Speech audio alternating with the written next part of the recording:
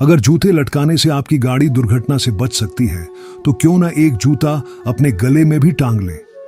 आखिर आपकी जान आपकी गाड़ी से कहीं ज्यादा कीमती है। अगर उपवास ही करना है तो भोजन का नहीं, विचारों का उपवास करो। भूखा रहने से यदि भगवान खुश होते तो इस धरती पर सबसे सुखी व्यक्ति गरीब होता। लोग कहते हैं ईश्वर न्याय करता है। मैं पूछता हूं, अगर न्याय करता है तो पाप होने ही क्यों देता है? कहते हैं मरने के बाद इंसानों की आत्मा भटकती है, तो फिर जानवरों की आत्मा क्यों नहीं भटकती? जानवरों के लिए तो कोई मृत्यु भोज होता है ना, कोई क्रियाकर्म।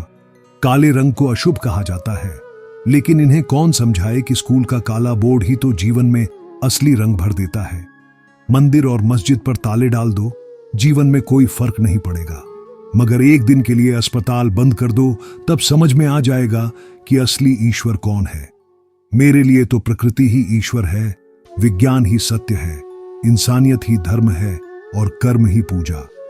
मंदिर के बाहर लिखा है अपने सामान की सुरक्षा स्वयं करें, और मंदिर के भीतर लिखा है भगवान की मर्जी के बिना एक पत्ता भी नहीं हिलता। हम भी गंगा को मानने लगे अगर गंगा पाप धोने की बजाय पापियों को दंड देने लगे। सिर्फ दरवाजे पर शुभ लाभ लिख देने से कुछ नहीं होगा। शुभ विचार रखो, अपने लिए भी और दूसरों के लिए भी, तभी सच्चा लाभ होगा। देवी देवताओं की मूर्तियां घर में रखी हैं, लेकिन भरोसा अब भी ताले पर ही है।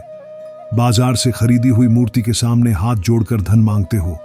अगर मूर्ति धन देती होती तो दुकानदार उसे बेचता ही क्यों? अगर कुछ खोजना है तो जीवन को खोजो, खुश रहने के रास्ते खोजो। मौत तो तुम्हें एक दिन ढूंढ ही लेगी। जब भगवान को प्रसाद चढ़ाते हो और सब में बांटते हो, तो भगवान को चढ़ाया गया धन भी सब में क्यों नहीं बांटते? जो कहते हैं कि सब कुछ पहले से तय है, कुछ भी बदला नहीं जा सकता, वही लोग सड़क पार करते समय दोनों ओर देखकर चलते हैं। कथा सुनाने वाले 10 लाख रुपए फीस लेते हैं और कहते हैं मोह माया छोड़ दो, ईश्वर में लीन हो जाओ, लेकिन उनका ध्यान तो उन 10 लाख पर ही टिका होता है। अवन, यज्ञ, पूजा पाठ करने से न अंग्रेज भागे, न मुगल, न ही गजनी। तो फिर तुम्हारे दुख कैसे भाग सकते हैं? चांद दिखता है इसलिए वैज्ञानिक वहां पहुंचे। अगर स्वर्ग और नर्क दिखते तो वे वहां भी चले जाते। इंसान को मारकर धर्म की रक्षा करने से बेहतर है कि धर्म को मारकर इंसान की रक्षा की जाए, क्योंकि इंसानियत ही सच्चा धर्म है। प्रकृति एक जीवंत मंदिर है, लेकिन अंधा मनुष्य उसे देख नहीं पाता। मैं जब अंधविश्वास के खिलाफ बोलता हूं तो लोग मुझे भगवान के खिलाफ समझ लेते हैं। इसका अर्थ यह हुआ कि उनके लिए अंधविश्वास ही भगवान है। खुश रहना भी एक कला है और यह सीखी जा सकती है।